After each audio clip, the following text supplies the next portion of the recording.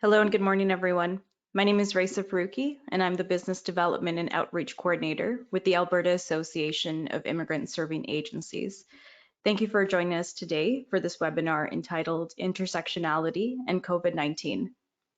I'd like to let everyone know that today's webinar is being recorded and will be available to view next week on AAISA's YouTube channel, which can be accessed via aisa.ca. So now I'm going to pass it off to Sabrina Dimitra from AMSSA, who will be going through a quick tech session for today's webinar. Thank you, Raeesa. And so on the next slide, you'll see the information that if you do have any technical difficulties, you can contact Melissa J, AMSSA's Operation and Communications Manager at mj@amssa.org.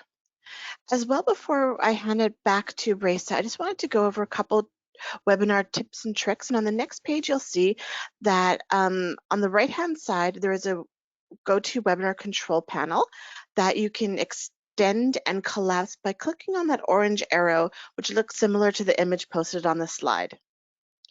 As well, you'll see on the next slide that it is possible to expand the features within that control panel by clicking on either the arrow sign symbol or the plus sign symbol that you will see on that GoToWebinar control panel. And it'll be dependent on the browser that you use if you see a plus sign symbol or that arrow, but by clicking on that, you'll be able to expand that feature. As well, on the next slide, I just wanted to highlight that there's two options to listen to the audio for today's webinar. One, you will have the option to listen via your computer audio or using the telephone, but please note that long distance charges may apply if you connect the audio using your telephone. And finally, just some information about how to submit your questions for today's webinar. So there will be a question and answer period will be held after our presentation. And we encourage you to send your questions at any time during the webinar using this question box. And then we will be forwarding that to our speakers during their Q&A session. So I just wanted to hand it now back to Raeesa Farooqi to follow and introduce the content for today's webinar. Thank you. All right, thanks, Sabrina. Can we go to the next slide, please? Thanks. AAISA is the umbrella organization for immigrant serving agencies in Alberta, and we're excited to be offering this webinar today as part of a larger series of professional development offerings centered around anti-discrimination. This series is being offered in collaboration with ActionDignity, ARDN, and AMSSA. We would also like to acknowledge our funder, the Human Rights, Education, and Multiculturalism Fund. Next slide, please. As you may know, AAISA offers Canada's only certification program for qualified settlement practitioners. This webinar is the last in a set of 3 webinars focusing on COVID-19 and anti-discrimination.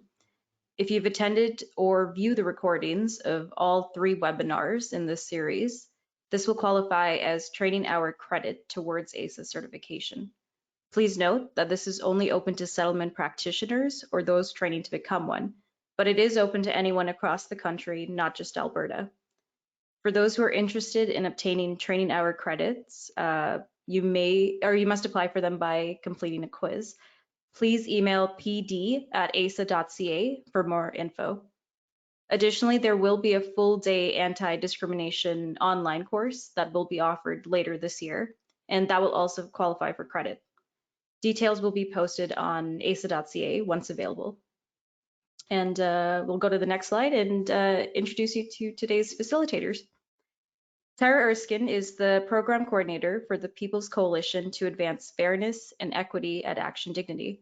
She has a BA in political science, and her field of focus is anti-racism.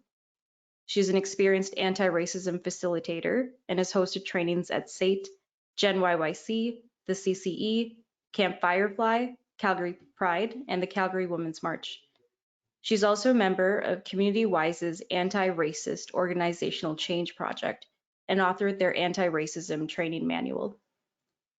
Jayde Roche is the program manager for rural immigration with the Alberta Rural Development Network, a new initiative formed to help support newcomers in rural communities while enhancing the capacity of local community-based organizations through research and learning. Currently, she is working on her Master of Arts in Community Engagement. So now I'd like to pass things off to Tyra and Jayde. Thank you so much, AMSSA and AAISA, for the welcome, and welcome everyone to the Intersectionality and COVID-19 webinar. We would also like to take this time to introduce both of our organizations. As Raeesa mentioned, my name is Jayde, and I work with the ARDN. The Alberta Rural Development Network is a nonprofit organization that uses the combined expertise of 9 Albertan post-secondary institutions to support rural development and help rural communities grow through research and learning. At this time, I would also like to acknowledge the contributions of our colleague Elnaz to this webinar and the larger anti-discrimination project. Elnaz is the project coordinator with the ARDN and has a passion for design and socially sustainable communities. Now I will let Tyra introduce ActionDignity. Thanks, Jayde. So ActionDignity is a community-based organization that facilitates the collective voice of Calgary's ethnocultural communities towards full civic participation and integration through collaborative action. ActionDignity embraces and promotes the following values: respect for diversity, equity and social justice, and active citizenship and democratic participation and collaboration.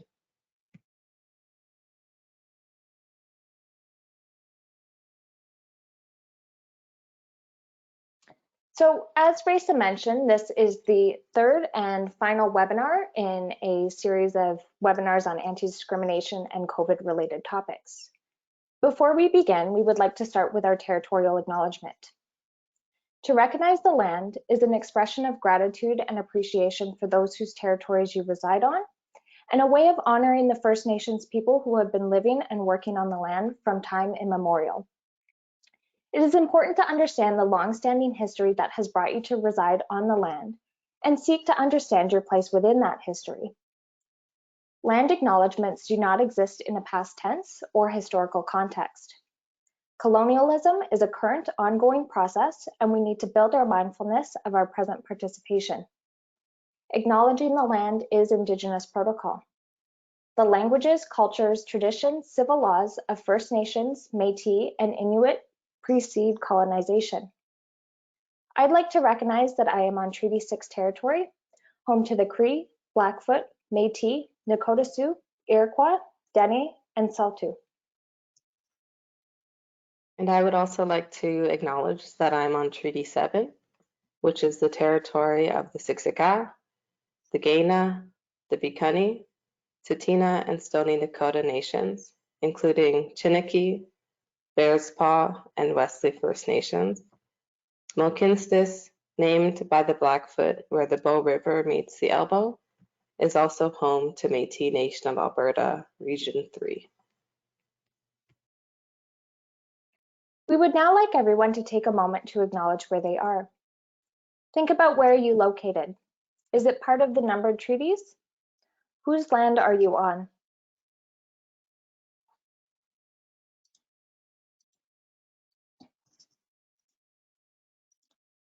Now we are going to cover the objectives for our webinar today. By the end of the webinar, we hope that participants will be able to develop an understanding of intersectionality, learn how to analyze the COVID-19 pandemic through an intersectional framework, and reflect on how to incorporate accountability and continued learning into anti-racism work. We will be building on our research and analysis from our previous webinars titled COVID-19 and Racism and Online Hate and COVID-19. As Raeesa mentioned, if you're interested in viewing these other webinars, you can do so on the AAISA YouTube page. Next, I'm going to cover our outline for today. So for over the next 2 hours, we'll begin with our accountable space brief, and we'll then provide you with a recap of the last webinars, including some key terms and updates since our last analysis. We'll then start with our first poll and move into an analysis of intersectionality and COVID-19, as well as introducing some new terms and concepts. At the end of this section, we'll end with a second poll. And then we'll have another section on continued learning, accountability, and self-care, as this is our last webinar. We'll then have our final closing poll. And as we did with the last two webinars, we'll close with a self-care activity before opening it up to questions. So for questions, you can ask at any time during the webinar, and we'll answer them at the end. Now I'll hand things off to Tyra, who's going to go over our Accountable Spaces brief.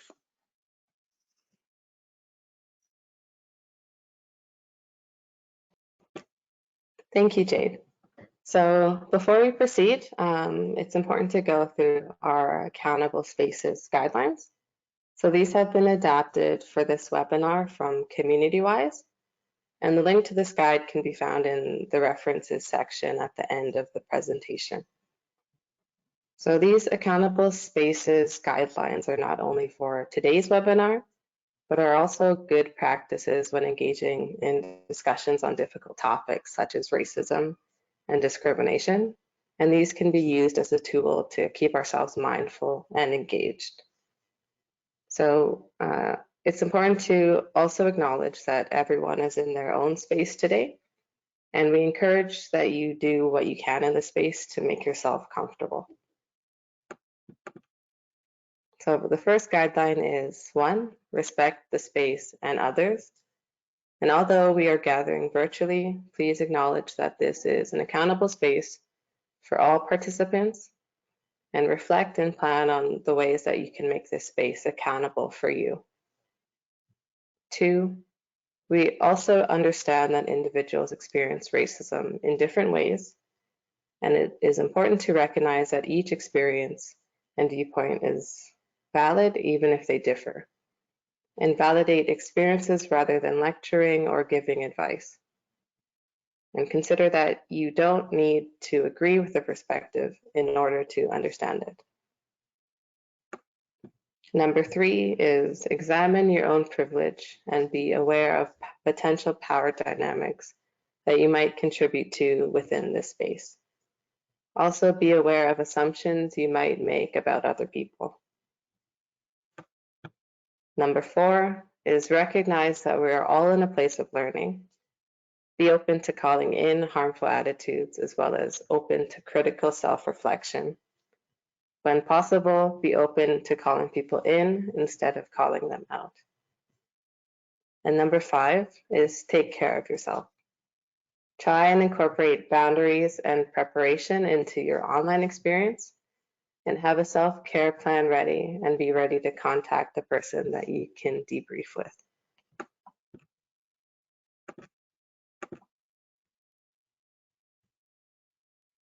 And also, before we get started, I would like to give a content warning. So a content warning is used to warn attendees of upcoming information that they might find triggering or upsetting. The content warning for today's webinar is discussion of COVID-19. So this content will include information on COVID-19 outbreaks, illness, and death. And content warning number 2 is analysis of COVID-19. So this content will include specific information related to homelessness, essential workers. So specifically, Cargill is going to be mentioned a lot, and also long-term care facilities. So I would also like to give a recap of the last webinars. So first, there was the Racism and COVID-19 webinar. And in that webinar, we covered a background on COVID-19. And so an update regarding that is that there are currently 72,000 cases of COVID-19 in Canada. And we also looked at the connection between racism and health. And in this section, we focused our discussion on anti-Asian racism and xenophobia, anti-Black racism and xenophobia, anti-Indigenous racism, and incarceration and the carceral state in Canada. And then finally, we looked at self-care and community care during COVID-19. And in this section, we discuss some of the mental health concerns and impacts of this during the COVID-19 pandemic. We shared some tools and resources that people can access during this time, such as the ActionDignity resource package. And in the second webinar, we covered online hate and the COVID-19. So we covered an analysis of online hate during COVID-19, which included hate incidents, hate crimes, and hate speech. We looked at the impacts of online hate, and we also shared a few examples of online hate during COVID-19. Next, we looked at how to respond to online hate. We covered response models, including the coalition's Creating Equity's upcoming response model. And we also explored some strategies to engaging directly and indirectly. And we also shared some resources for further learning, which included some online courses and online campaigns. And so now I'm going to move into some general updates on COVID-19 in Canada. So as mentioned before, there are 72,000 COVID-19 cases, and some important changes have been happening in regards to reopening plans. And some other important news is that Toronto Public Health announced on April 22nd that it will begin to collect race-based data. And Manitoba also announced the same on May 1st. So this is a really important action for the provinces to take so that we can know who has been most affected by COVID-19. It's also very important to ensure that this data is released publicly for all of Canada to see.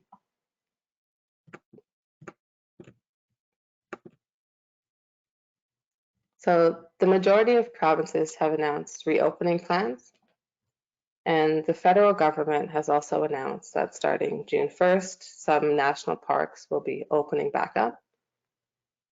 And the different provinces have different reopening plans, but they generally all follow the same format. The provinces do have some differences based on acceptable size of social groups, which services and businesses open first, and some differences between inside and outside social gatherings. I encourage you to check out the plans in your province for more information. It's also good to reflect on whether or not you think the provincial reopening plans are sufficient and timely. I think it is likely that there will be a second wave of COVID-19, so it is good to exercise caution even though the country is reopening.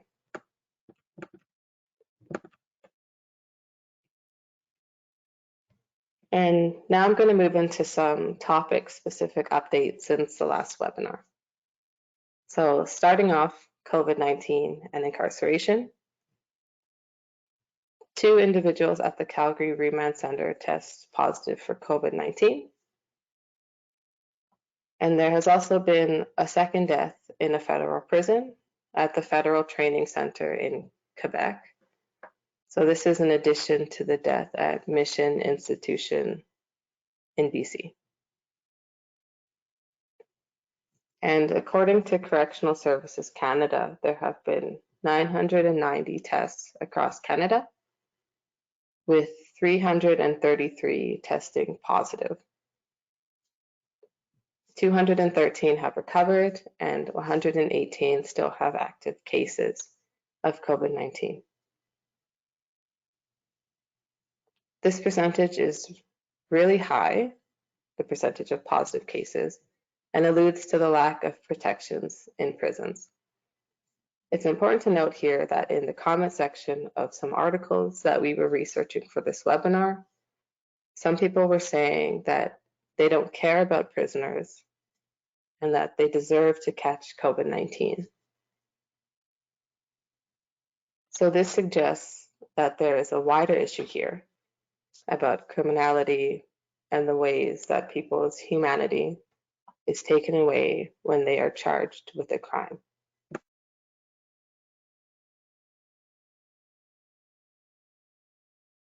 Another update is about Indigenous communities.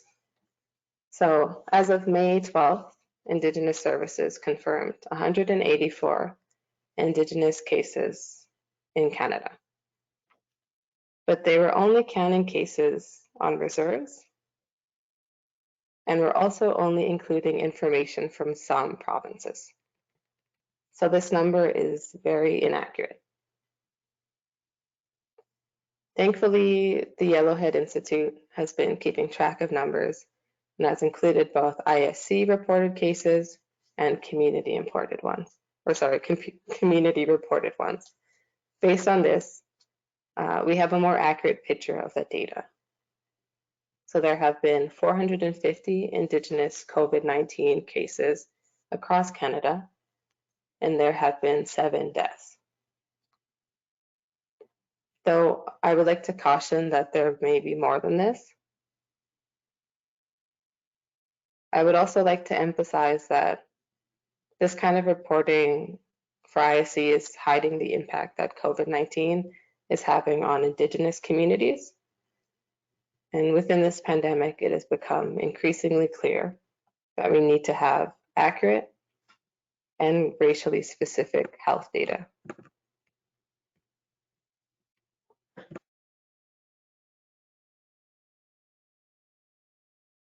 So this next update is about global Black communities. So first off, in the US, there is a significantly different mortality rate between Black Americans and non-Black Americans. Black Americans are dying at a rate of 2.6 times higher than that of white Americans. The graph on the bottom of this slide shows the breakdown of deaths per 100,000 people of each racial group. The difference between them is enormous.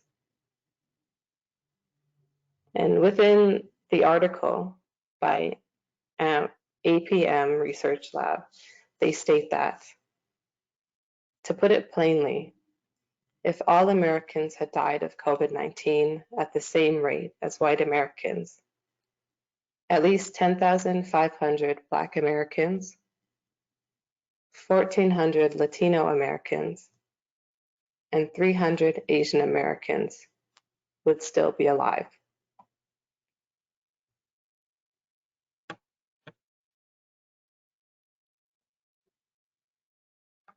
Another update is from China and is regarding the anti-African racism that has been going on in South China. So last webinar, I mentioned that China had not really responded to these allegations, but thankfully, even though now China still hasn't specifically mentioned the anti-African racism, there have been measures put in place to combat racial discrimination in general. So one of these new measures is that, quote, any organization or individual shall not restrict or refuse providing hotel accommodation and renting houses to any specific group of people because of their nationality, race, gender, or skin color, nor should they be denied free access to public venues as local communities, shops, and parks.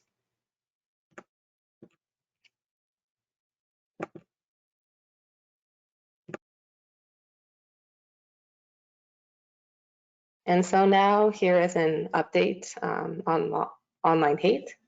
So on May 11th, Canadian singer Bryan Adams posted a racist and hate-filled message on his personal Instagram account. And like this is especially concerning because it highlights some of the implications and risks of online hate and the spread of misinformation, because many people look up to and follow celebrities. And celebrities typically have a very large following on social media. And in a recent article from CBC, Amy Go, president of the Chinese Canadian National Council for Social Justice, called the post racist and believes it could stoke hatred of Chinese Canadians. Go said, "People look up to public figures. He is seen as an idol by many. It justifies this racist hatred against Chinese people.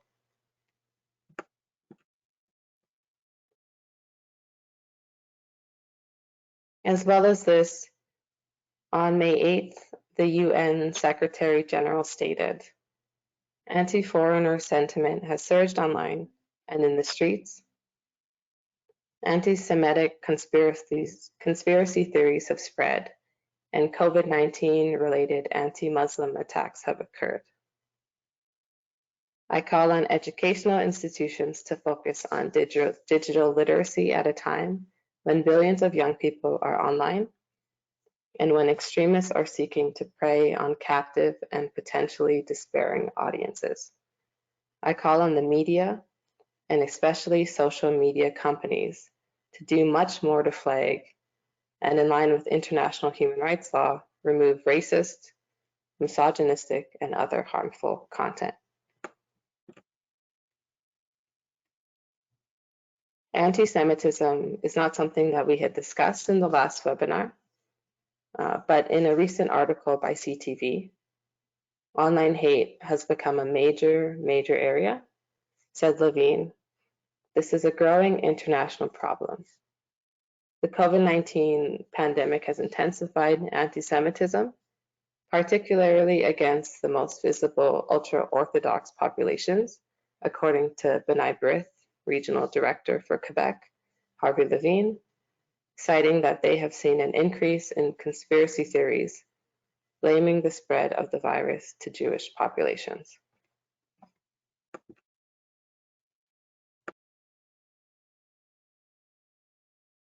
And so before we move on to the next section, I would like to take a moment of silence for everyone that has been impacted by COVID-19.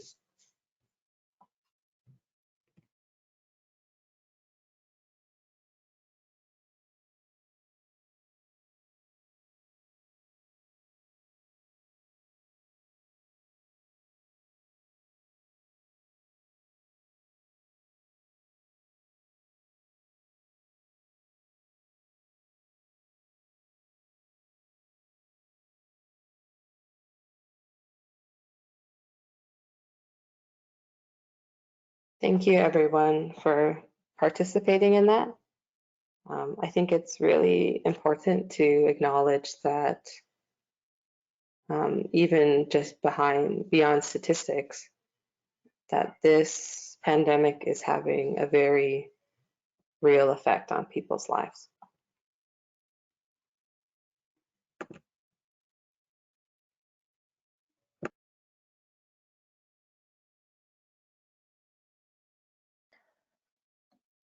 So now we are going to cover some of the feedback that we have received from the last webinar. As within our previous presentation, we want to talk about how we are incorporating your feedback into our presentations and emphasize how valuable your feedback has been to us as it helps to guide us when we are creating this content. And we also want to ensure that the information being presented is helpful for you as a participant. So some of the feedback we received is that many people stated that they had planned on using or sharing some of the resources with others. As this is our last webinar, we've tried to incorporate some resources for additional learning into the last section of the presentation, and also hope to leave you with some other opportunities for learning related to COVID-19. Some people also noted that the polls were good to make connections with others during the webinar. I was really happy to see this feedback because I think sometimes when we're attending webinars or virtual engagements, it's difficult to connect with other participants that might be in the virtual room. We hope that the polls today will help to build a sense of connection with your fellow participants and also in knowing that we're not alone in this. Some feedback also mentioned online hate specifically. Our analysis focused mostly on responding to online hate as an individual, and some noted that they'd like to see more content focused on responding as an organization. We haven't incorporated this into today's webinar because the topic today doesn't allow us to fully discuss this, but again, we're happy to connect with you via email and share any resources that we have available on this. And lastly, many people highlighted that they found data and statistics helpful throughout the webinar. Again, we've tried to incorporate data and statistics from Canada into this presentation. However, we still lack race-based data, as Tyra mentioned in the previous slide. I would like to further emphasize that it is important that we advocate for other provinces and territories to start collecting and sharing this data if they haven't already started to do so. Next, we're going to do a quick recap of terms. We've chosen to focus on the terms that we first shared in the COVID-19 and racism webinar because they help to guide the presentation and discussion today. If anyone would like to explore more terms related to online hate and hate speech, we encourage you to check out that recording on the AAISA YouTube page. So starting on the left, racism is an individual action or institutional practice backed by institutional power, which subordinates people because of their color or ethnicity. Racialization is the process through which groups come to be socially constructed as races based on characteristics such as race, ethnicity, language, economics, religion, culture, politics, etc. That is, they are treated outside the norm and receiving unequal treatment based on phenotypical features.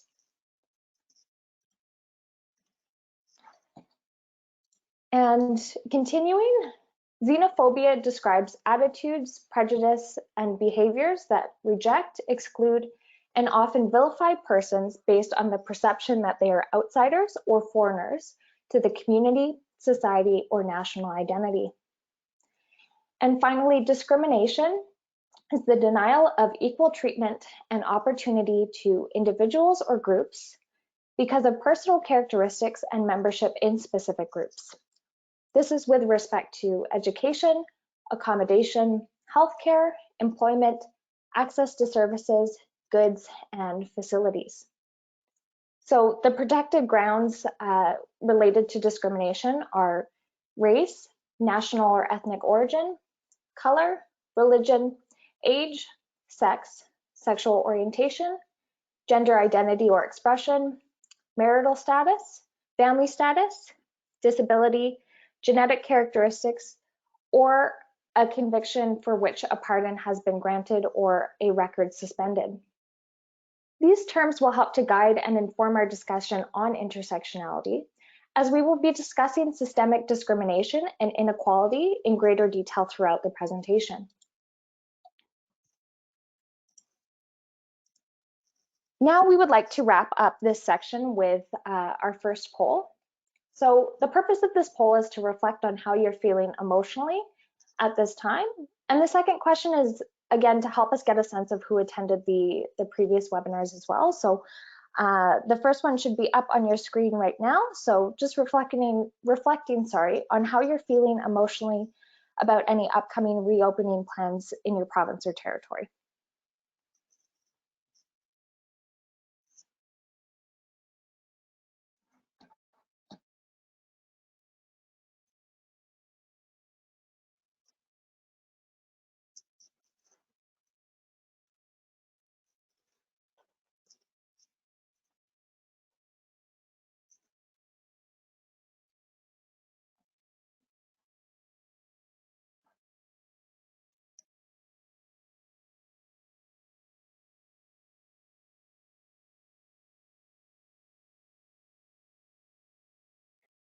All right, so looking at the responses now, 44% said that they are feeling anxious and or nervous. 8% said that they are feeling optimistic or excited. And 41% said that they are feeling cautiously optimistic. And finally, 7% responded that they're unsure. Thanks everybody for answering this poll. We're going to talk about this a little bit more in the section on continued self-care, but I think it's really important that we don't dismiss these emotions that we might be feeling at this time, and again, emphasizing the coming together as a community. So the second poll again should be up on your screen, just getting a sense of how many participants today attended the previous webinar. So if you attended both or one or didn't attend any, so we'll give you a couple minutes to do that.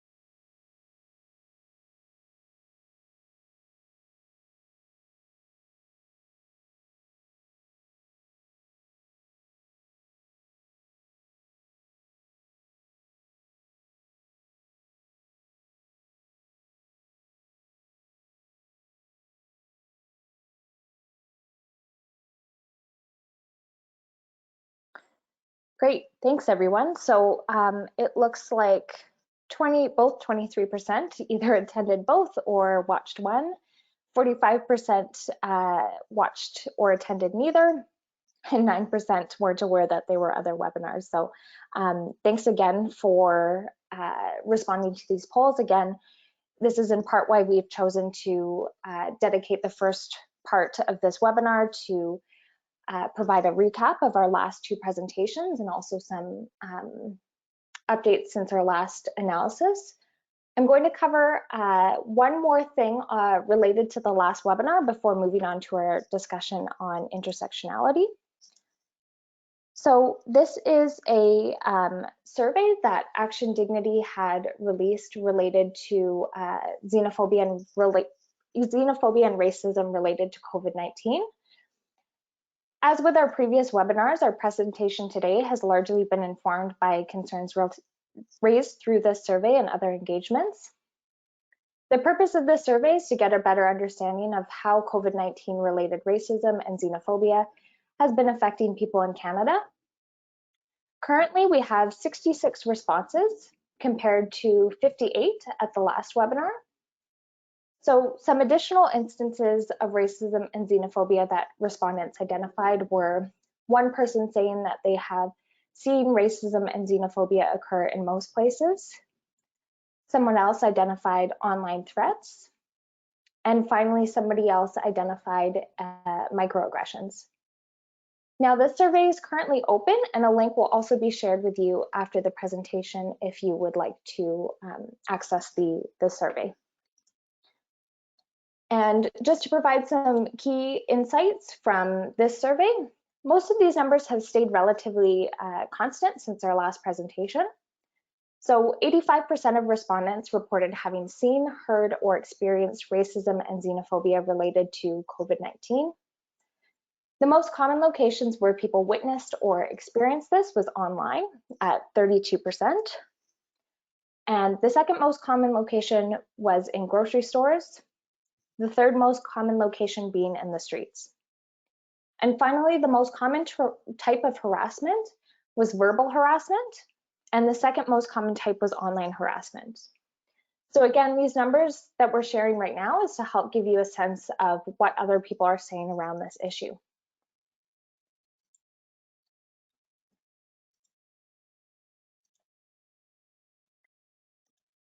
All right, so now we will be moving into the section on intersectionality and COVID-19.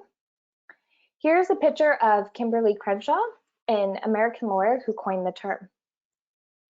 Kimberly Crenshaw is the co-founder of the African American Policy Forum and serves as the executive director. Crenshaw is a professor of law at UCLA and Columbia Law School and is a leading authority in the area of civil rights, Black feminist legal theory and race, racism and the law. Her articles have appeared in the Harvard Law Review, National Black Law Journal, Stanford Law Review, and Southern California Law Review. She is also the founding coordinator of the Critical Race Theory Workshop and the co-editor of the volume Critical Race Theory, Key Documents That Shaped the Movement.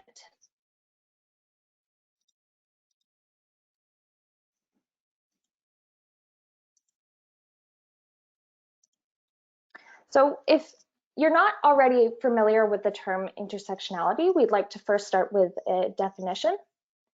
So intersectionality is a theoretical framework for understanding how aspects of one's social and political identities, for example, gender, race, class, sexuality, disability, etc., might combine to create unique modes of discrimination. The concept of intersectionality was first published in 1989 in Crenshaw's paper titled Demarginalizing the Intersection of Race and Sex. We've also included reference to this paper in the reference section of the webinar.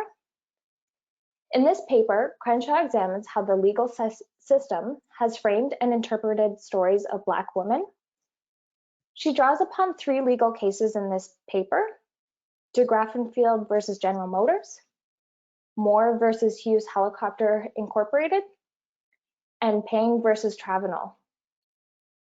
In this paper, Crenshaw notes that unable to grasp the importance of Black women's intersectional experiences, not only courts, but feminist and civil rights thinkers as well have treated Black women in ways that deny both the unique compoundness of their situation and the centrality of their experiences to the larger classes of women and Blacks.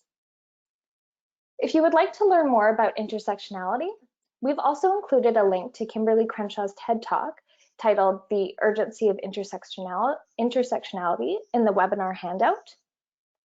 In this video, you will also hear Crenshaw speak about the de Grafenfield versus General Motors case in greater detail. In the handout section, you will also find a helpful information sheet from AMSSA on intersectionality in the settlement sector.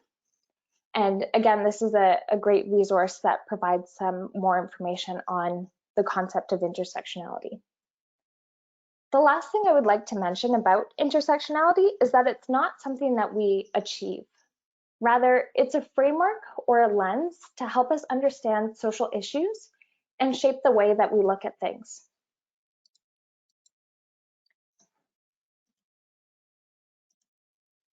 All right, so now we're going to do a bit of a reflexive activity to get a better understanding of the concept of intersectionality. So this activity is called the Social Identity Wheel and has been adapted from the program on Intergroup Relations and the Spectrum Center at the University of Michigan. So on this wheel, each section is labeled. Starting at the top and moving clockwise around the circle, there's ethnicity, socioeconomic status, gender, sexual orientation, national origin, first language, physical, emotional, developmental disability, age, religion or spiritual affiliation, and race. So there may also be some identities on this wheel that are missing. So for the purpose of this activity, we're going to first ask that you reflect on your your own social identity within each section of this wheel. For example, for myself, I might look at the gendered section and reflect on my social identity as a female. First language, I would write down English. And for race, I would think about my social identity as multiracial. And for myself, I often think about my sexual orientation as a lesbian, my gender as a woman, and also being multiracial, and also the intersection of my identity as a Black woman. And I least often think about my first language, which is English. So now we're going to give everyone about 1 minute of silence just to reflect on your own social identities.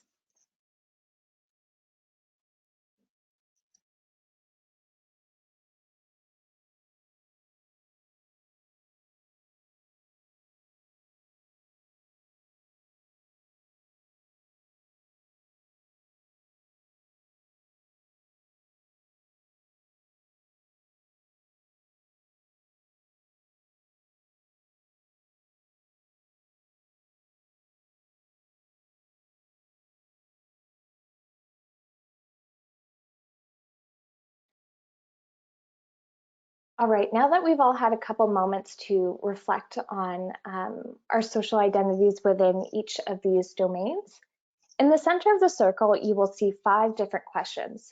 So the first is identities that you think about most often. Second is identities you think about least often.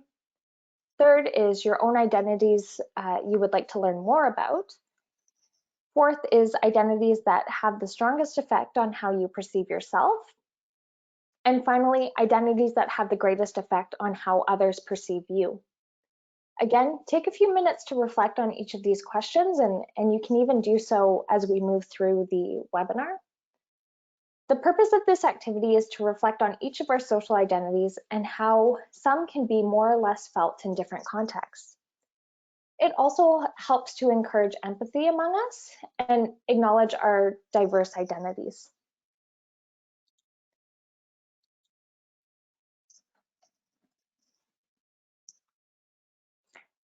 So this resource is also, again, available in the reference section of the webinar if you would like to access it in the future.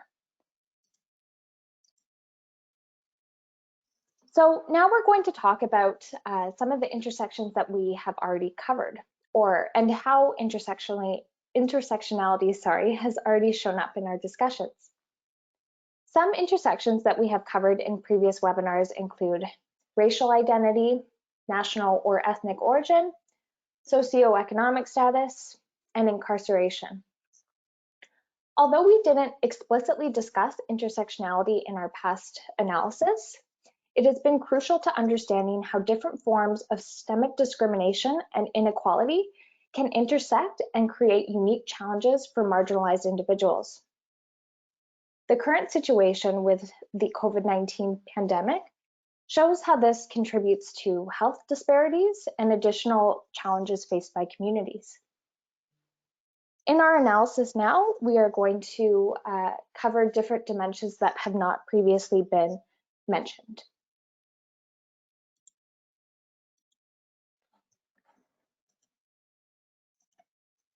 Now, before we dive a bit deeper into our analysis, you might be asking yourself, well, how do I apply an intersectional lens? And what is the purpose or benefit in doing so? Here's a list of 10 tips for applying an intersectional lens, which has been adapted from the opportunityagenda.org. And again, you can find this in the reference section if you would like to learn more. I would also suggest visiting their website to look through each point in depth, as they include a lot of really helpful examples. So the first tip on applying an intersectional lens is to first recognize that there are multiple forms of systemic discrimination that impact one's access to equal opportunities. Second is to understand that forms of systemic discrimination can intersect with each other and present unique challenges. COVID-19 presents a unique challenge for many of us, whether financially, emotionally, etc. However, this is now compounded with existing challenges that many marginalized communities may face. Third is to respect the voice of those most affected by the issues.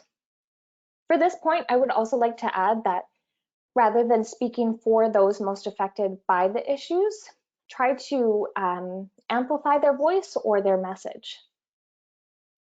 Fourth is to be inclusive and incorporate different perspectives when talking about issues. Fifth is individuals with intersectional identities can face challenges in how their families are perceived. To add to this point again, I think not only families, but also our communities. Six is to ensure that data collection does not overlook the experiences of individuals with intersectionality or intersectional identities. This goes back to the collection of race-based data that Tyra had mentioned. Seventh is to think critically about social justice issues and assess how issues connect. Collaborate with people from different communities, issue areas, and sectors to promote transformative change. Consider how discrimination and inequality contribute to differing health outcomes. So some of the statistics we have shared are very upsetting when thinking about communities that are dying at disproportionate rates during the pandemic. And finally, the last tip is to understand the importance of coming together as a community. Again, for more information, please feel free to access some of the resources at the end of the webinar. And next, we'll be moving into our analysis. The first topic that we're going to cover is homelessness and COVID-19.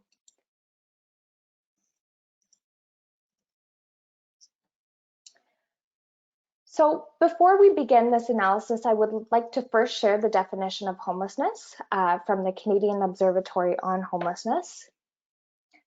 Homelessness describes a situation of an individual, family, or community without stable, safe, permanent, appropriate housing, or the immediate prospect, means, and ability of acquiring it.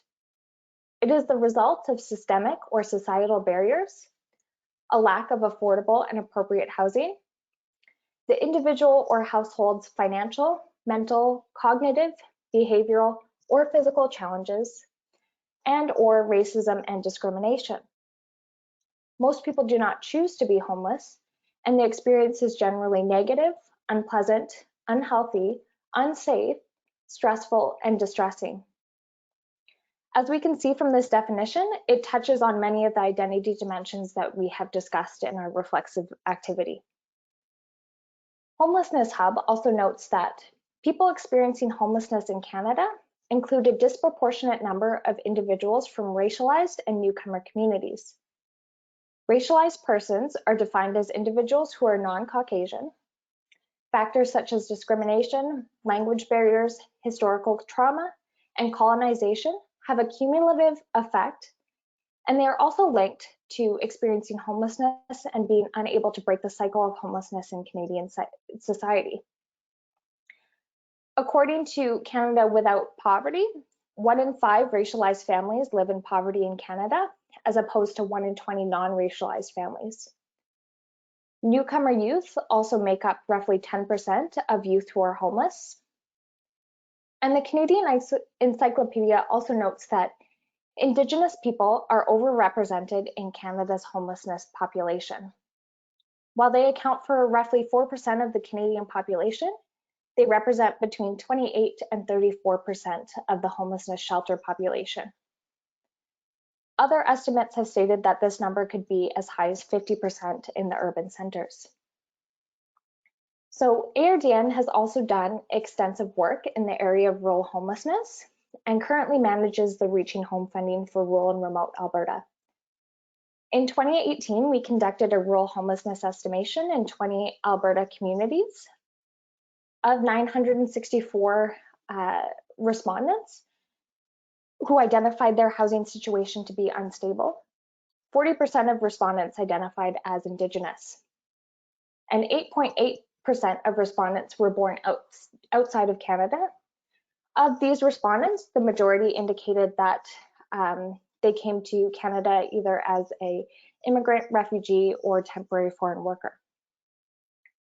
I will also quickly mention that ARDN will be conducting another rural homelessness estimation in fall 2020. We currently have an EOI open for communities and service providers across Canada that are interested in participating. We do have a limited amount of funding available for communities that are in Alberta. However, if you're joining us from outside of Alberta, I would still suggest checking it out, as these estimations help communities gain a clearer picture of the homelessness situation, which is often hidden in rural areas, and also supports collaboration across different communities to advocate for increased supports and resources in our rural areas. To conclude, intersectionality can be used as a lens to better understand the cumulative effect of systemic discrimination and inequality on individuals from racialized and newcomer communities that are experiencing homelessness.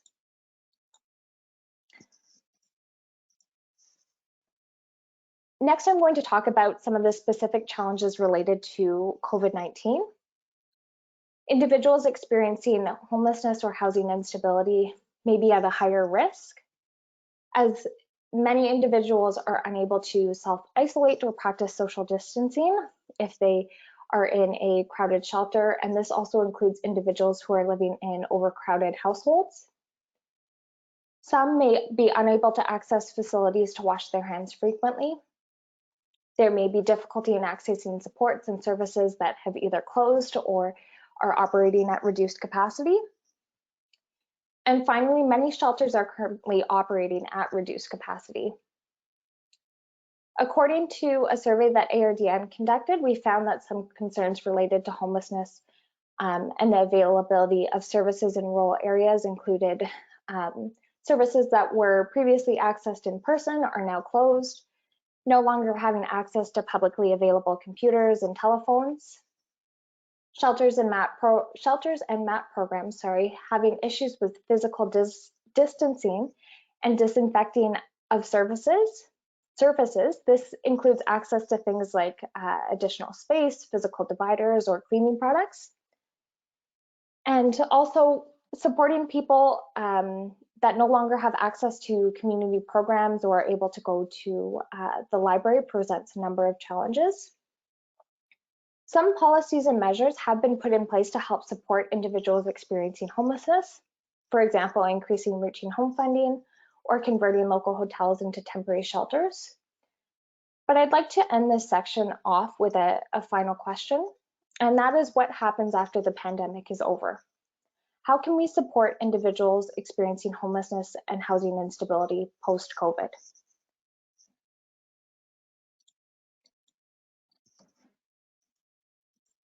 Now, I would like to warn everyone that the next section that we will be covering is COVID-19 and essential workers.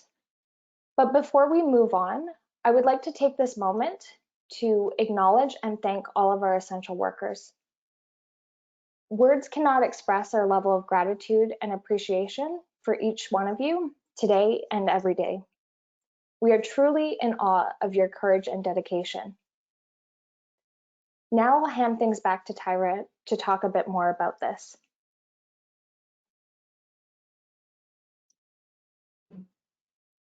Thank you, Jayde.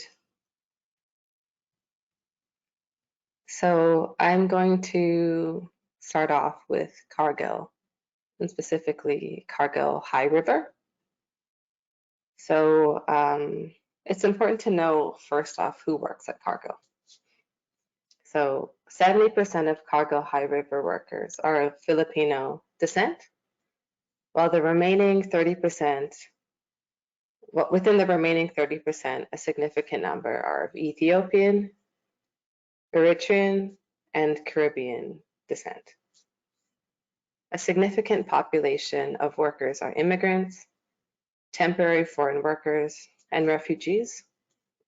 And some came as temporary foreign workers and are now permanent residents, while others have worked there for up to 30 years with permanent resident applications still in progress. In fact, Cargill High River won Immigrant Services Calgary's Organizational Diversity Award in 2014, which shows how direct their connection is with immigrants, newcomers, and refugees. In their organizational statement after winning the award, Cargill High River said, quote, "Once past the interview stage in their home country that assesses qualifications, attitudes, and expectations, the chosen applicants, who must qualify under existing federal, territorial, and provincial legislation, are flown to Canada at Cargill's expense as temporary foreign workers." Cesar Cala highlighted this in an interview with The Sprawl, stating that some of them are temporary foreign workers. TFWs are especially vulnerable because their stay in Canada is dependent on their employment in Cargill. That's what we call a single employer visa. So they have to be in good graces with their employers to be able to stay in Canada. Many are permanent residents and refugees as well. This is a job that attracts members of the communities, and also a lot of them are new citizens. So I think it's important to mention who works at Cargill before mentioning exactly what happened there.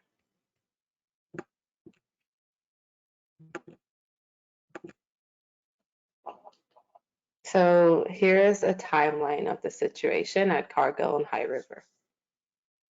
So starting on April 6th, there was the first confirmed case at Cargill. Then on April 14th, there was an occupational health and safety inspection of the plant. This inspection occurred over video call because the inspectors wouldn't go to the plant because of COVID-19.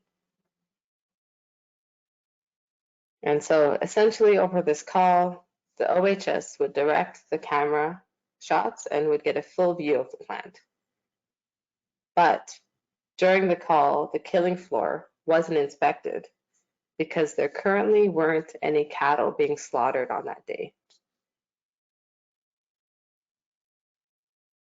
And in addition to this, a recent review from OHS has found that Cargill did not attempt to engage worker representations as it investigated the circumstances that led to the largest COVID-19 outbreak linked to a single facility in Canada.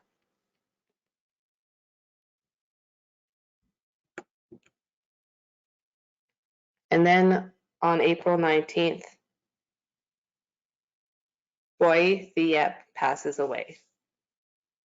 And she was a Vietnamese woman who worked at Cargill for more than 23 years. She was 67 years old.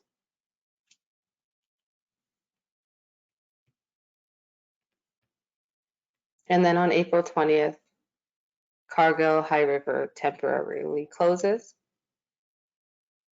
And according to one worker, Welsh Rollo, many workers had not received full payment over the last weeks as they've been isolated, sick, or waiting for the plant to reopen. And as a shop steward, she has taken 60 complaints from people about pay.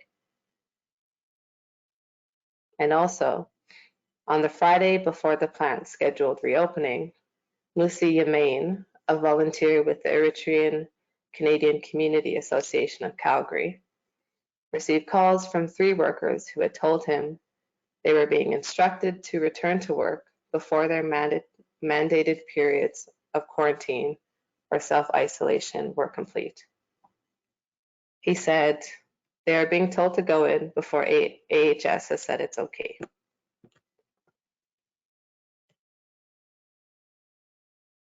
And one worker said he was called by AHS officials who told him he tested negative for the novel coronavirus and that it's safe for him to return to work. He said, "I'm following orders to show up, but I fear that I am positive now. I have a temperature and have lost my sense of smell and taste, so I'm very afraid of what's coming for me and my family. I feel like this is a nightmare."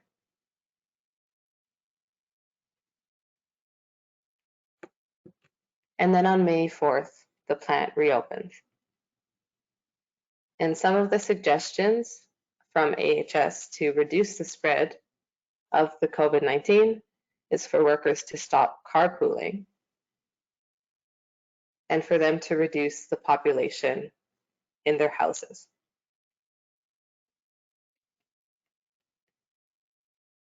And on May 5th, Armando Salegwe passes away. Armando was a 71-year-old father of a worker at the plant, and he was visiting from the Philippines.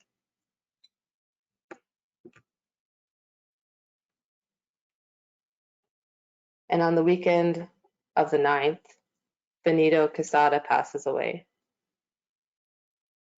He was a 51-year-old temporary foreign worker who came from Mexico, and he worked at Cargill since 2007. And then on May 13th, our Cargill plant in Quebec also closes because of an outbreak. And at the time of closing, 64 workers had COVID-19. And also on May 13th, it was announced that 18 food inspectors at Cargill High River have COVID-19. And there are an additional 12 meat plant inspectors that are also confirmed to have COVID-19 across Canada. So Cargill High River has been linked to 1,500 cases of COVID-19. And in addition to this, Cargill workers have been seen as threats of spreading COVID-19 and have been facing discrimination on this basis. In fact, one patient's landlord asked her to move out because she worked at Cargill.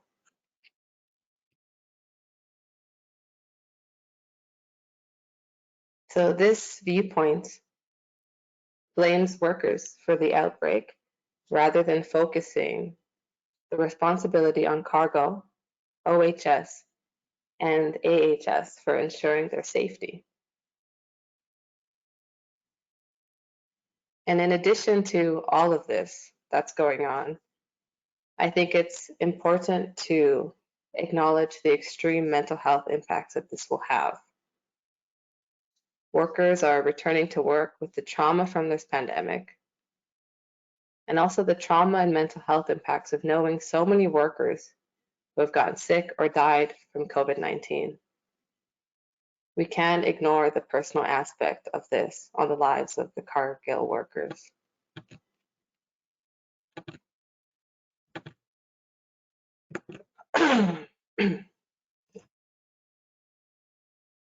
Sorry. I also want to read a quote that I found in an opinion piece by Bronwyn Bragg. The quote is, "Temporary migrant workers in occupations classified as low-skilled are structurally disadvantaged when it comes to workplace health and safety. They pay taxes and contribute to the employment insurance program, but if they become sick or injured, they can be laid off and sent back to their home country without access to the Canadian benefit system. Research shows that temporary migrant workers hide illnesses and injury for fear of being fired, and we cannot rule out this influence the cargo workers who continue to do their job despite being sick. It's deeply unjust that workers deemed essential in this pandemic are the same workers who are unable to access pathways to Canadian citizenship and to equitable workplace health and safety." And beside this quote is a tweet by the Calgary Herald that says, "Meat plant disruptions cast long shadow as summer barbecue season heats up."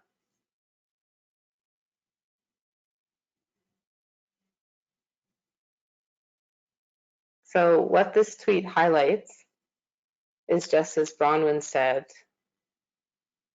these meat plant workers are deemed essential, but their health and their lives aren't. To Cargill, their work is essential, but they are not.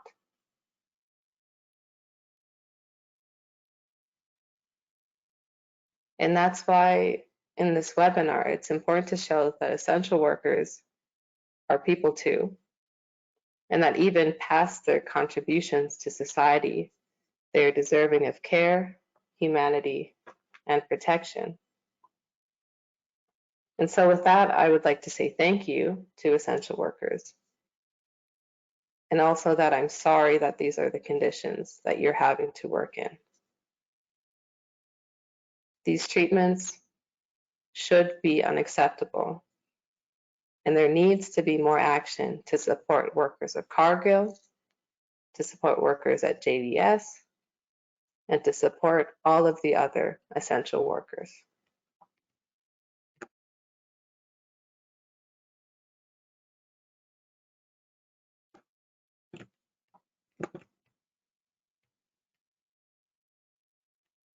And now I want to move into an Instagram post from Don't Discriminate MB. And so this is on their Instagram page and calls for people to show how people are responding on the front line. So the campaign calls for newcomers, immigrants, refugees to take a picture of themselves and write, "I am a newcomer/immigrant/refugee, and I'm a," there they would insert their job title, "and my work is essential to Manitoba." The campaign was started by Immigrant Partnership Winnipeg. In an article from CBC, Immigration Partnership Winnipeg uses posters and social media to condemn the association of COVID-19 with any ethnic or racial group, provide information and tools for victims and witnesses of racism, discrimination, and xenophobia, and highlight that many of the targeted community members are essential workers during the pandemic. So some of the images say, "I'm a newcomer, I'm a healthcare aide, I'm essential to Manitoba." And another one says, "I'm an immigrant, I'm a childcare assistant, my work is essential to Manitoba." So I would definitely recommend to take a look at this Instagram page and also participate if you feel comfortable in that. And so another great resource on frontline workers is this video from Quebec. This video is about frontline workers and was made by filmmaker Fabrice, who said its purpose is to fight racism and value ethnocultural diversity by praising the efforts of workers in essential services. So just to note that if you have any issues with this video playing, we will also have the link available in the chat. So the video should play now.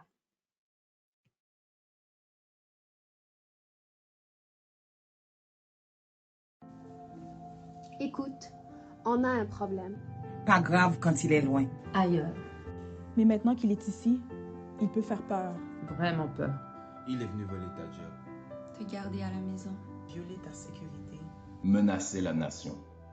T'espères qu'on va le neutraliser. Sinon, il va nous envahir. Ce virus-là, il y a de quoi le haïr. La pandémie, c'est notre problème. À nous tous et toutes. Et moi. Moi. Moi. Je suis ici avec toi. En solidarité de tout mon cœur.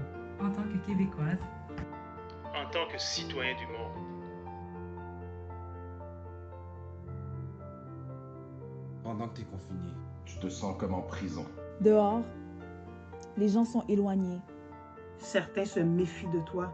Et surveille tes actions. Moi, J'assure la sécurité. Je maintiens le climat de paix.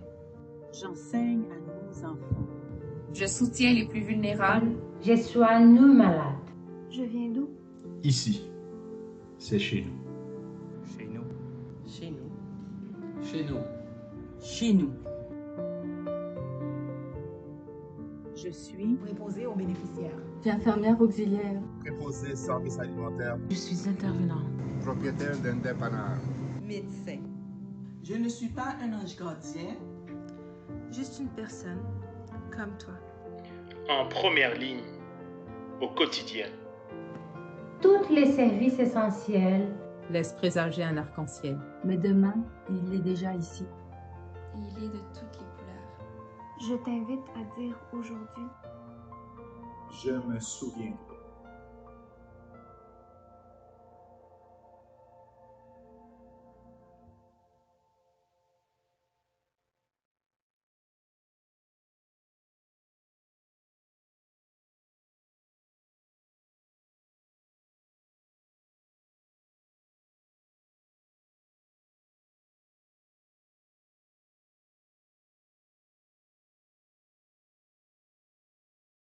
So I personally really like this video because I think it does a good job of showing who the frontline workers are that are being affected by COVID-19.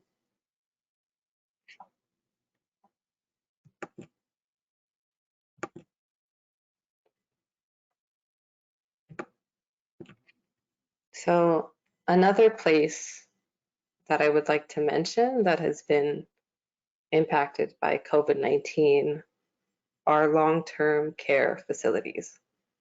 So both patients and workers are being affected by COVID-19. And the situation has gotten so serious that in Ontario, the government can now take over privately owned long-term homes that have been hit by the pandemic, or sorry, that have been hit hard by the pandemic. The reason for this is that preliminary data has shown that the highest rate of death has been in for-profit long-term care homes. In fact, one of Canada's largest senior living companies has been hit with a class action lawsuit by the family of an elderly Ontario woman who died of COVID-19 at one of its facilities, claiming it failed to properly respond to the pandemic and caused preventable deaths and unnecessary suffering. So this population has been severely impacted by the pandemic. And COVID-19, in addition to pre-existing health outcomes, has made the death rate for those in long-term care facilities extremely high. So this table on the left is from a report from the International Long-Term Care Policy Network. The research found that deaths in long-term care residents currently represent 66.4% of all COVID-19 deaths in Canada. And that, according to publicly available data, as of May 3rd, there are now at least 559,000 confirmed cases of COVID-19 in Canada, with at least 9,700 of these are in long-term care homes or other residential care settings, including retirement homes and assisted living facilities. And the case fatality rate among residents in Canadian long-term care homes is 25%. And this is roughly 5 to 10% higher than the global case fatality rate among people over the age of 80. And according to reports, at least 6 staff members have died at long-term care facilities. So this is a problem that is affecting some of the most vulnerable in Canada, and it also calls into question the failings of health privatization, as some of this has led to unequal health outcomes for this vulnerable group. And another key point that I would like to mention is the way that the pandemic has been covered from the beginning and the comments that have been all over social media. Many comments online since the beginning of the pandemic have had people saying, oh, as long as you're younger, you'll be okay, and other sorts of things like that. It has made it seem like people aren't concerned about the deaths of people in long-term care facilities, or that the deaths of people that are seniors. But this is a form of oppression, and this also had an impact on health outcomes. There was knowledge that this group was vulnerable from the beginning, and there should have been regulations put in place for private and public long-term care residents. But there weren't. And now Canada has one of the worst global case fatality rates for people over 80.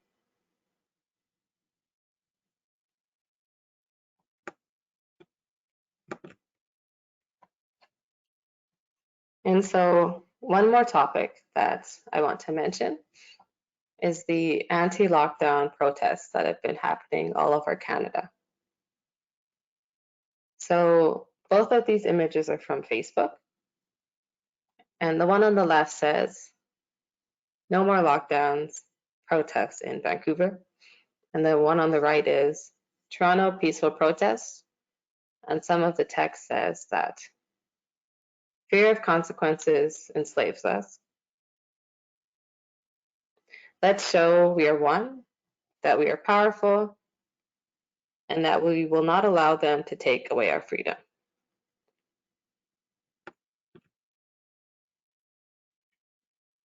And so in addition to both of these events, there's another example of one in BC, where anti-lockdown protesters blocked St. Paul's Hospital emergency entrance and shouted insults at frontline healthcare workers. It's quite jarring that all of the information mentioned in this webinar is going on and that people are insulting frontline healthcare workers. It's also important to note that the people that are protesting are not essential workers, and that during this time, all they care about is economic rights rather than the health and safety of essential workers. So this goes back to the tweet by Calgary Herald, where they were most concerned about barbecue season rather than people's lives. And for some, this pandemic has been viewed as merely an inconvenience, whereas for others, people are putting their lives at risk daily as essential workers, and while also facing the risk of COVID-19, they are also facing the risk of violence and insults from other people.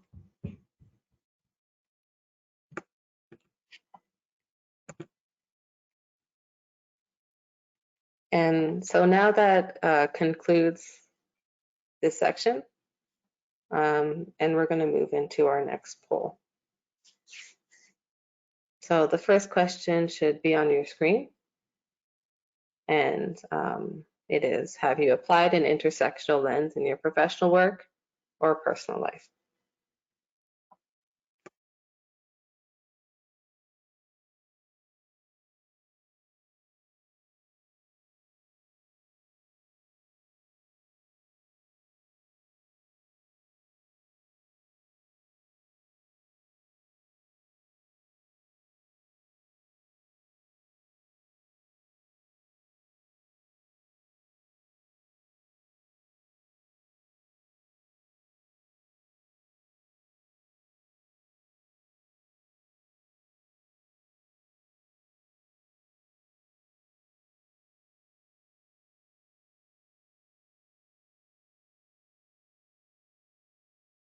So looking at the results of the survey or the poll, it looks like the majority of people, so 50%, have applied an intersectional lens to their life. 26% said they have, but they didn't realize it until now. 14% said they were not familiar with intersectionality before today. 9% said that they plan to now apply a lens. And 1% said that no, and they don't plan to in the future. And now I want to move into the next poll question. So this one is, are you an essential worker, or do you know any essential workers?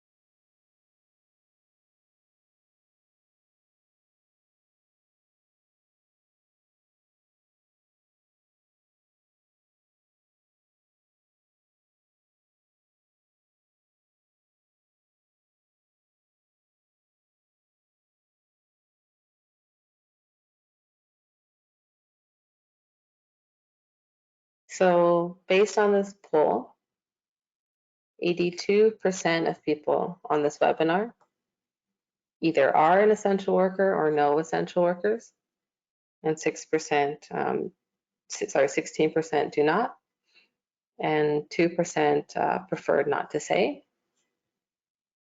I thought this question was really important to add to this, just because it can help ground us in the reality of the situation, and knowing that these essential workers aren't just statistics, but they're people, and they're often people that we know as well.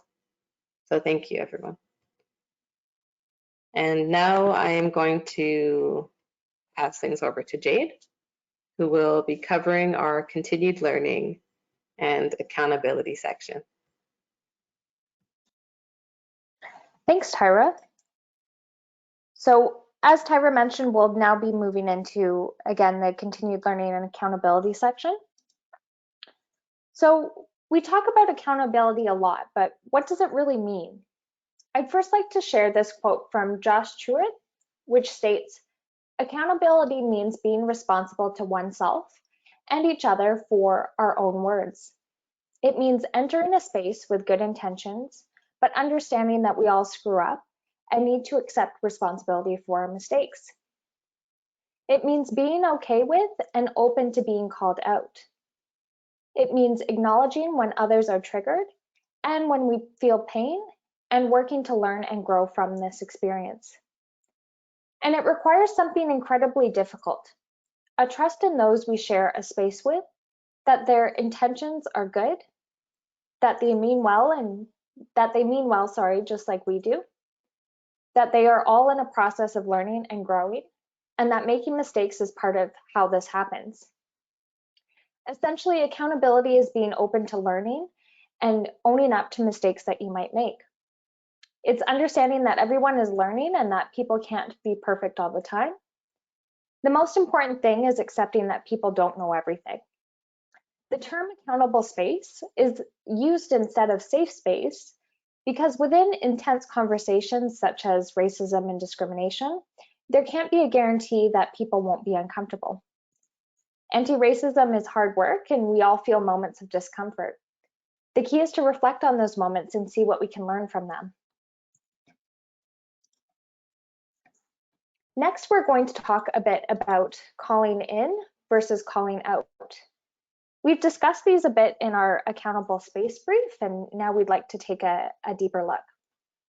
So starting with calling in, this is to gently and empathetically encourage someone to engage in learning and self-reflection on problematic behavior they exhibited. Calling in is especially useful in situations where you will have a continued relationship with that person. It also has the potential to reduce intense backlash or intolerant radicalization. Some examples of calling in might be, can you clarify what you meant when you said fill in the blank? Or it sounded like you said, are you sure that's what you meant? And finally, I wanted to go back to something that you said before. I'm just wondering where you got that information from. Calling out is to abruptly put a stop to someone's behavior and directly challenge them.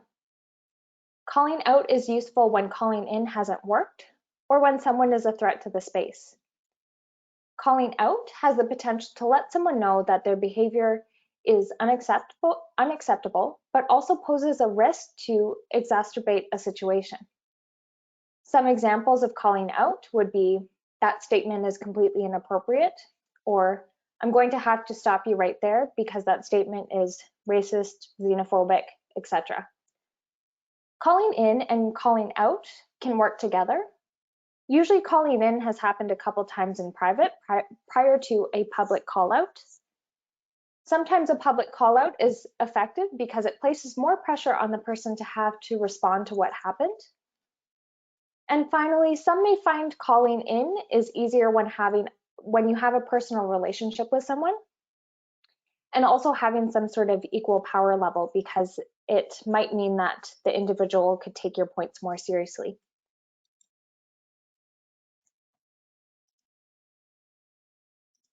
Another important topic that we'd like to cover is actions that you can take when being called in or out.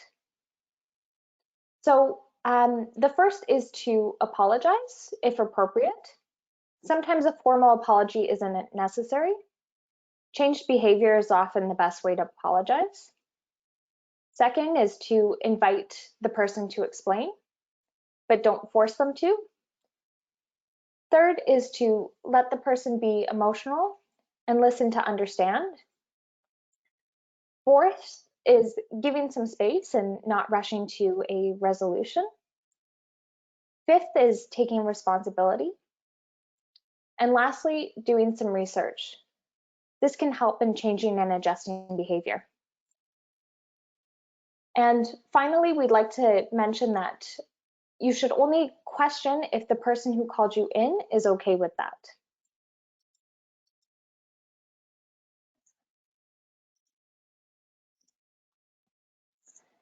As this is our final COVID-19 related webinar, we'd like to take some time to talk about continued self-care during COVID-19. Not only this, but the topics and issues we've discussed over the last webinars have been very intense. And I think it's important to also take time to check in with ourselves. Here are some tips that we've come up with to help support self-care during this time. The first is to take breaks from the news. This could include muting technology or reducing your screen interaction. Second is to practice mindfulness. We've shared a few techniques and resources in our last few webinars, and we encourage you to explore more or share new strategies with your friends, families, or coworkers. Third is to have a routine. For some, this can be really helpful. It could include getting some fresh air every day, getting ready in the morning, and taking frequent breaks throughout the day. Fourth is, if reopening, to take it slowly. As we saw in our first poll, reopening may cause people to feel a mixture of emotions. And I think it's important that we don't dismiss these emotions and approach things slowly, following guidelines from public health officials. And our last tip is to do a mental health self-assessment. So this might include having a self-care plan ready, allowing yourself to feel your emotions, and thinking about if there's anything you can incorporate into your day that you're currently missing.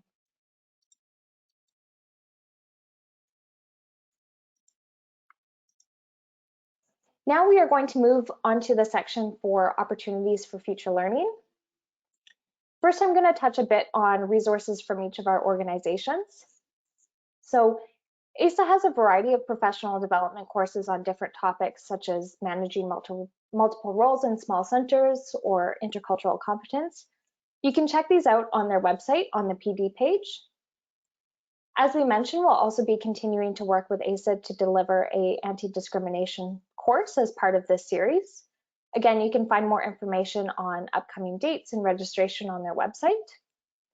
And finally, AAISA has also been releasing weekly newsletters with COVID-19 related information and resources.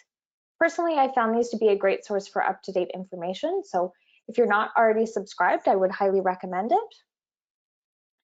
At the Alberta Rural Development Network, we'll be offering a variety of spring webinars on various topics as well, such as affordable housing development and practical grant writing tips.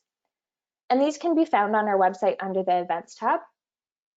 And finally, as I mentioned, we currently have an expression of interest open for our next rural homelessness estimation. Again, a link is available in the webinar handout, and I encourage you to check it out if you are joining us from a small center or remote community. Lastly, I'll pass it over to Tyra to talk a little bit about future learnings with ActionDignity. Thanks, Jade. So one upcoming event that we have is a stress management for youth. So this will be taking place on May 26th. And through this workshop, participants will develop an awareness of their own particular stressors and how to cope with COVID-19 and our new normal in healthy ways. This session is open to all youth from grade 7 to grade 12 or from 12 to 18 years of age. And ActionDignity has also been hosting a lot of webinars lately about different topics such as mental health, domestic violence, and others. So please check out our website's event calendar for more information.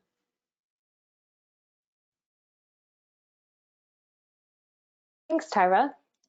And lastly, we're going to start sharing some resources from other organizations on topics related to COVID-19 and discrimination. I'd also like to take a moment to remind everyone that we are approaching the end of the webinar soon. So if you haven't already typed in any of your questions, feel free to do so now, and we'll be able to address them at the end shortly. So on this page, we've got the Center for Race and Culture, which will be hosting a webinar on May 27th on understanding newcomer experiences of inclusion. Help Seeker is hosting a webinar on COVID-19 and domestic violence on May 19th. Mental Health Work is hosting a webinar on compassion fatigue during COVID-19, and this is on May 22nd.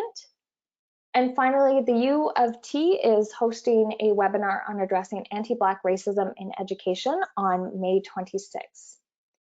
And finally, the ACT Foundation, which we mentioned in our previous webinar, has the Anti-Racism Reporting Center that you can access, and will likely be releasing more information in the future. So all of the links to these resources and upcoming webinars have been provided in the handout for you. And so before we move into our self-care activity, we're going to close with our final poll. So similar to our previous webinars, just a few questions on if you're going to use any of the resources or actions we've shared in today's webinar. And the final question we have is also on which method of delivery you might prefer for an anti-discrimination course. Again, this information is very helpful for us to inform future courses and workshops. So the first one should be on your screen now.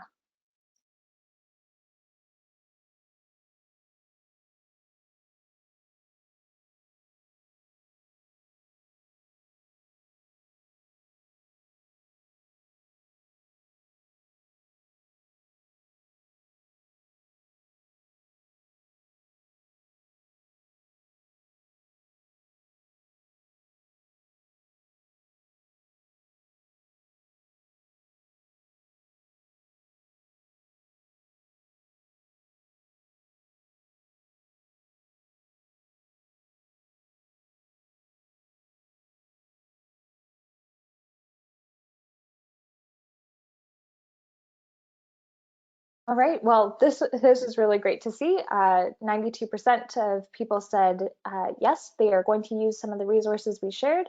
8% said unsure and 0% said no. So now we'll move on to the next question. So this is, are you likely to take any of the actions that we have shared? This could include some of the information about calling in versus calling out. So we'll also give you a few moments for that.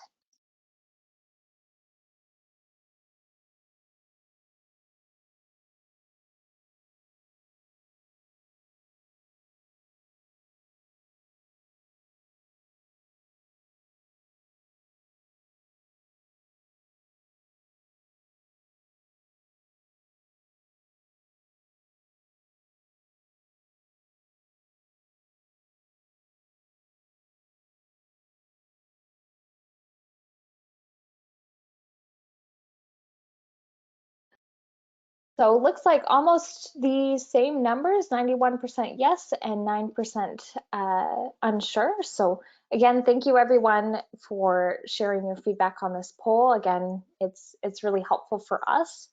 And the last question is just again, which method of delivery would you prefer for an anti-discrimination course?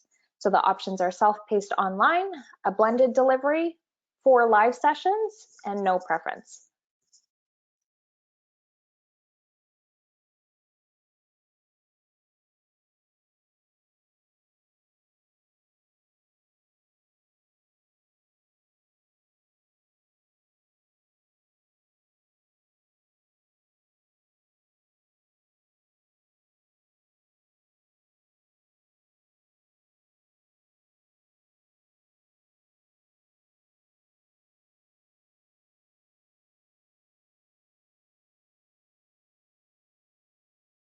All right, so it looks for this question that we have quite a diverse number of responses. So again, thank you everyone for responding to this poll. It will really help us in planning for our next engagements. So as I mentioned, our last activity before we get to the question section is a self-care activity. So what I first want to mention is that recently we came across a poll on COVID-19 and mental health that found that half of Canadians reported a worsening of their mental health, and 1 in 10 Canadians saying that it has worsened a lot. When asked to describe how they've been primarily feeling in the recent weeks, Canadians are most likely to say they are worried at 44%, anxious 41%, bored 30%, although 1/3 of respondents at 34% also said that they are feeling grateful. Based on this poll, I think it's really important that we continue to support one another during this time to whatever capacity we can, and also try to adopt strategies and practices to support our own mental health and well-being. So this activity is called the Can't Control list and has been adapted from wellandgood.com. It specifically draws upon the work of Kristen Scarlett. And I'd like to first share a quote from this post before we begin. According to Scarlett, a can-can't control list is one of the best coping techniques for anxiety about lack of control right now, because it acts as the counterforce to anticipatory anxiety. We don't know when social distancing will end, when the curve will flatten, or what the world will look like when businesses finally reopen, she says. This makes us feel like our lives are not in control, which triggers feelings of anxiety. If we focus on things we can control, we can rebalance the perceived hold we have on our lives, therefore decreasing the anxiety. So for this activity, you'll need a pen and paper, and you can also feel free to do a mental list as well if you don't have anything close by. So to begin, I'd like everyone to take a moment to reflect on how you're feeling right now. Next, begin your list thinking about what you can and can't control at this moment. And you'll make a list of about 3 or 4 items. So for myself, an example is I can control my at-home workspace. For me, this includes keeping the blinds open to let in sunlight. I've also moved a couple plants near my workspace at home, but I can't control when I can go back to the office. So we'll give you, again, a few moments for this, and if you can't think of any right now, feel free to revisit later.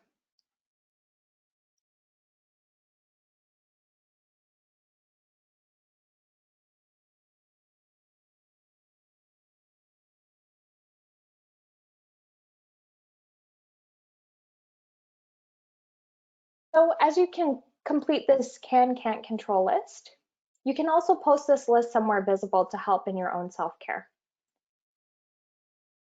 Thank you everyone for participating in that activity. I'm now going to hand things back over to Raeesa for our question period. Right, thank you, Jayde and Tyra. So we're just moving into the question period. So thank you to everyone who submitted during the course of this webinar. So we're going to start off. So would you say that every individual holds intersectional identities?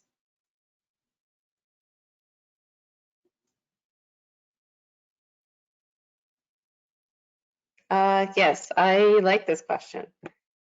So I would say that like everyone holds intersectional identities, and that the way that they like come together in forms of both privilege and oppression would affect the way that we go about the world.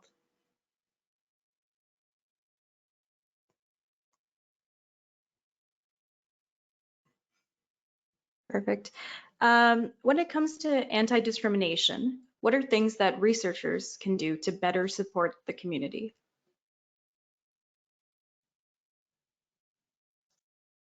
I think with respect to research, anti-discrimination, researchers can adopt an intersectional lens or incorporate anti-oppressive research techniques into the way that they're conducting research with communities. And Tyra, do you have anything to add?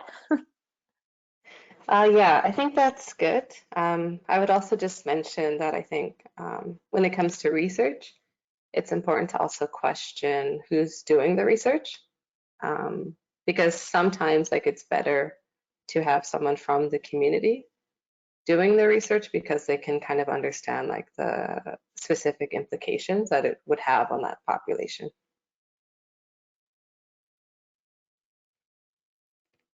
All right. So someone was wondering what exactly is an essential worker? Does that mean frontline?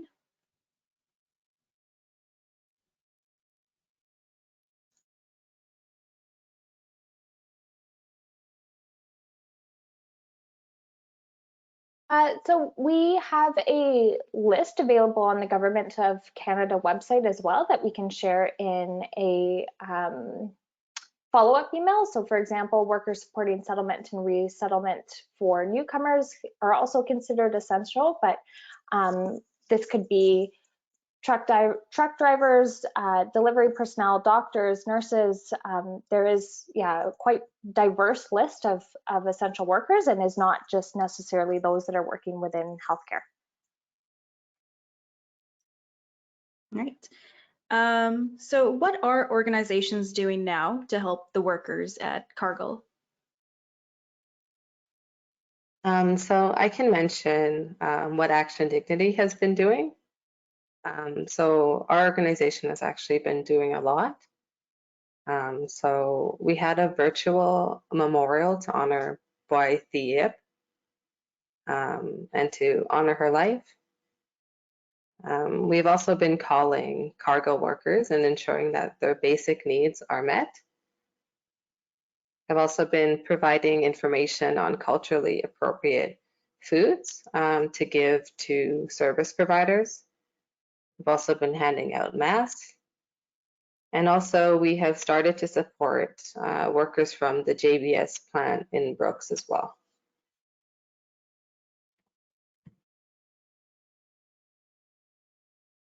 Right. So a question came in. How does one go about discussing the Chinese government's handling of COVID-19 without perpetuating anti-Chinese racism? I think that this is a very good question. I think like my answer to this would be that we could critique the Chinese government and specific like members of government who have made statements denying, like for example, anti-African racism, but then also not assume that everyone in China is holding the same viewpoint as the Chinese government. I think that it's really important to separate the two and not critique the people, but critique the government for how it's treating people of African descent. And Jayde, do you have anything to add to that? No, I think that's a great response, Tyra, and I think you've pretty much covered it. Okay, great. All right. Do you know who generally is part of the anti-lockdown protest, business owners?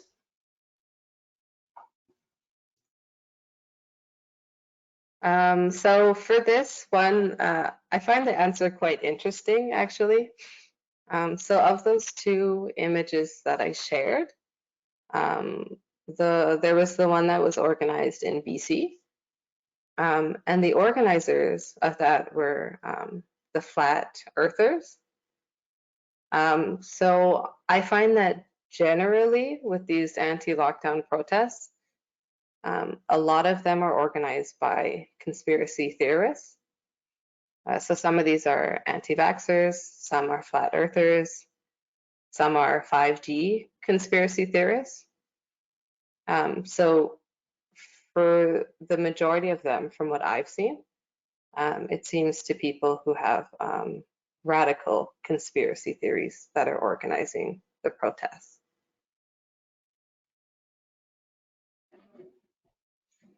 All right. So another question was, we're working with clients in the food processing industry. How can we be more supportive when they tell us they're afraid to go to work because they don't believe the employer has made the necessary changes to make the workplace safe?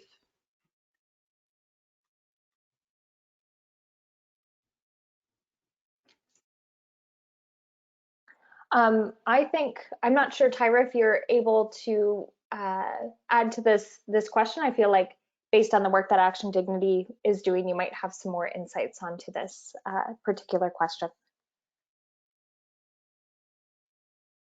Yeah, I think this is a good question as well. All of these questions have been good. I think like the key here is to ask like what exactly has been going on in the industry that has made it so workers don't feel like the necessary changes have been made. Like for example, it would be good to reference specific places where there is a lack of protection for that specific plant.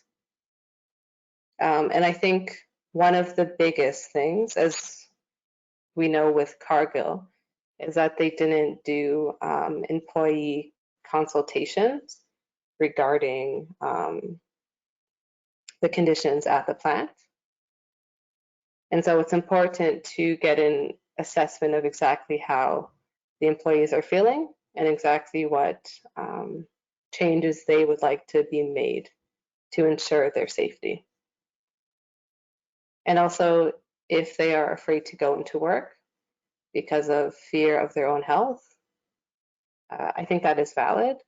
And I think that also has to be taken into account. All right, so for the long-term care facility numbers, neither Italy or Spain were cited. Is this because of multi-generational homes, families living together, and not being in long-term care homes?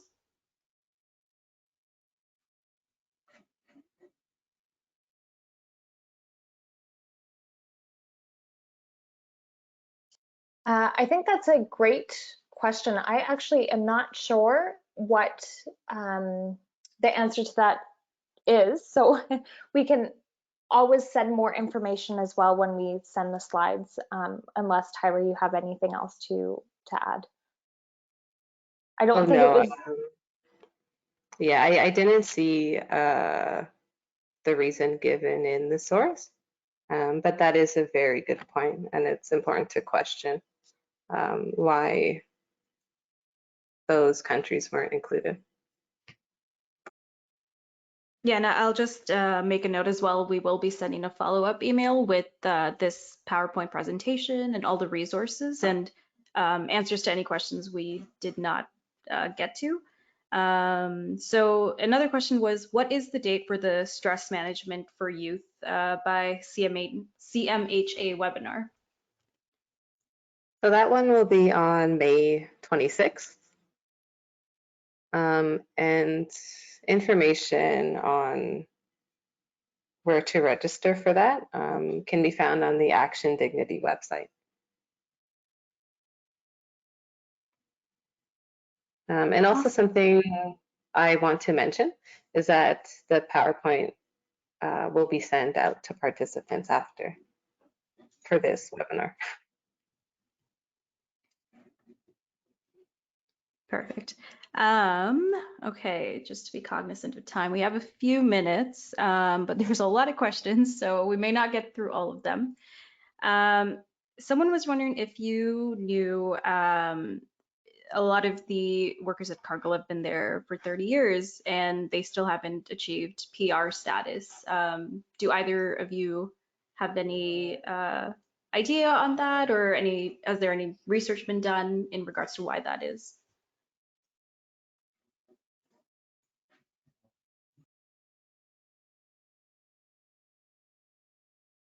No, unfortunately, I wouldn't know that specific information relating to the employees at Cargill, but that's something I can definitely look into and send out with the follow-up email.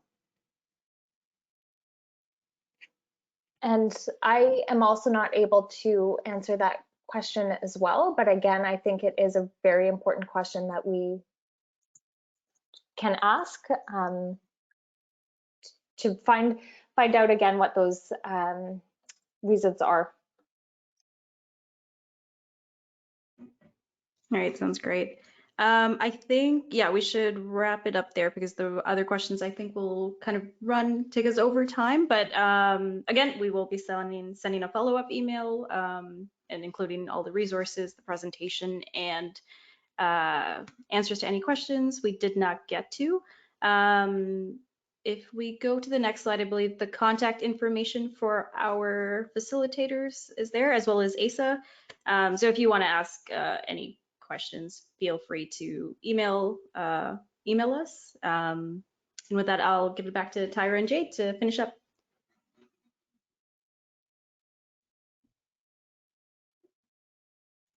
Thank you. And I just want to thank everyone for attending this webinar and also attending if you attended the other webinars. This topic is very important, and I am happy that I had an opportunity to have some analysis. So thank you everyone for attending. I would like to also echo what Tyra has said, and again, thank you all for joining us today, and I hope everyone has a good long weekend.